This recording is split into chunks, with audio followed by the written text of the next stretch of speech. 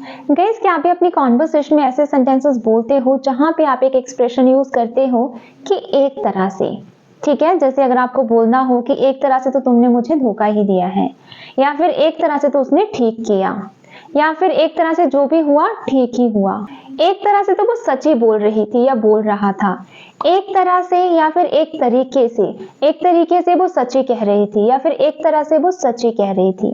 तो जब भी आप अपनी कॉन्वर्सेशन में ऐसे सेंटेंसेस यूज करते हो जब आपको बोलना हो कि एक तरह से कोई काम ठीक ही है या ठीक ही हुआ या ठीक ही होगा, तो वहां पे हम एक स्ट्रक्चर यूज करते हैं, बहुत ही इजी सा जो वर्ड यूज करते हैं, दैट इज इन अ वे।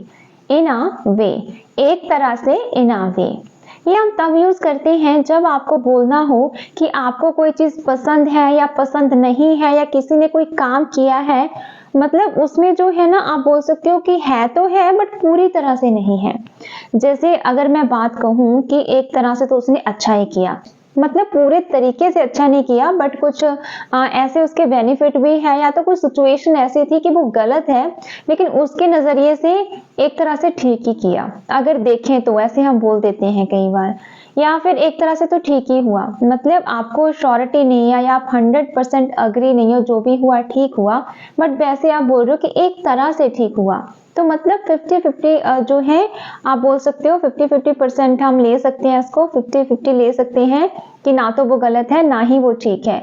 अगर सामने वाले ने गलत भी किया तो वो पूरी तरह से गलत नहीं था। कहने का मतलब ये है कि ऐसे सेंटेंसेस में हम थोड़ा सा डाउट में होते हैं, मतलब हम किसी चीज से अग्री नहीं करते पूरी तरह से, बट हम किसी के पॉइंट ऑफ व्यू से ऐसा बोल देते हैं कि एक तरह से तो चलो ठीक ही हुआ, तो वहां पे हम यूज करते हैं इन a way. May be example से आप ज्यादा अच्छे तरीके से समझ पाओगे।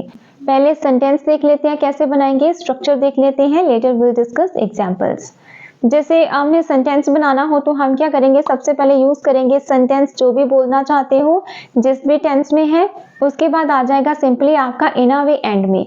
अगर आपको और कोई सेंटेंस यूज करना है, सिचुएशनल सेंटेंस बनाना है तो आप बना सकते हो, लेकिन स्ट्रक्चर रहेगा सेंटेंस प्लस इन अ वे, उसके बाद जो भी आपको यूज करना है आप यूज कर सकते हो। नहीं तो अगर शॉर्ट सेंटेंसेस बना रहे हो तो आप ऐसे भी बोल सकते हो। जैसे फर्स्ट एग्जांपल देखें कि एक तरह से तो उसने ठीक ही किया, या फिर उसने ठीक ही किया एक तरह से, मतलब पूरी तरह से ठीक नहीं है, हमें वो अच्छा नहीं लगा। अगर हम उसको थोड़ा सा एनालाइज करें तो एक तरीके से ठीक है, जो भी उसने किया वो अच्छा ही किया। तो हम क्या बोलेंगे, he did well in a way. He did well in a way, एक तरह से उसने अच्छा ही किया। या फिर he did right in a way, he did right in a way, एक तरह से तो तुमने मुझे धोखा ही दिया है। You have cheated on me in a way, you have cheated on me in a way, या तो फिर आप बोल सकते हो you have deceived me in a way, you have deceived me in a way। एक तरह से तो वो सच कह रही थी या सच बोल रही थी। She was telling the truth in a way, she was telling the truth in a way। एक तरह से मैं उससे नफरत करता हूँ, मतलब पूरी तरह नहीं करता, बट कुछ चीजें हैं जिसकी वजह से आप उसको पसंद नहीं करते, नफरत करते हो, मतलब पूरी तरह नहीं करते। तो आप क्या बोलोगे, I hate him in a way, I hate him in a way. एक तरह से मुझे फास्ट फूड पसंद नहीं है, I don't like fast food in a way, I don't like fast food in a way. वैसे गाइस, अगर आपको ये बोलना हो कि एक तरह से देखें तो, एक तरह से बोले तो वहां पे आप अलग स्ट्रक्चर भी यूज कर सकते हो जो हम नेक्स्ट वीडियो में डिस्कस करेंगे।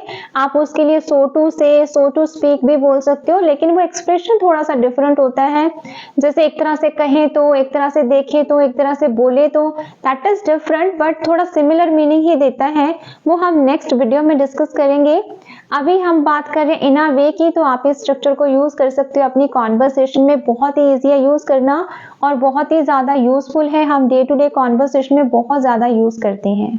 तो एक सेंटेंस आपकी प्रैक्टिस के लिए है, एक तरह से तो वो झूठ बोल रही है, ये सेंटेंस आप कमेंट सेक्शन में जरूर बताना कि इंग्लिश में हम कैसे बोलेंगे। So it's all about today's video. If you like it, please like and subscribe my channel for more content. I'll meet you in the new video with new structure and expressions. Till that time, all the best. Good luck. Bye bye.